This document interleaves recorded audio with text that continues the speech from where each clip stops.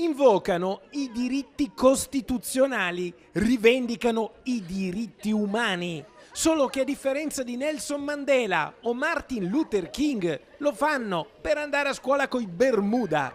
Loro sono gli studenti dell'Istituto Industriale di Schio, indignati perché vorrebbero continuare a girare come se fossero al mare, con le ascelle al vento e i Bermuda tra i corridoi di scuola, violando il regolamento. E magari durante i mesi più caldi basterebbe dare delle regole comportamentali dove il decoro vale sempre, ma come si possono anche utilizzare degli short o qualcosa di più leggero. È che nelle scuole alle volte ci siamo abituati a una degenerazione. Fioccano le note sul registro, la preside intima ai ragazzini in Bermuda di vestirsi in modo consono. Alcuni protestano, invocando anche il diritto alla salute. Bene fa la scuola a insegnargli che una gonna al ginocchio e persino un pantalone lungo non hanno mai fatto male a nessuno.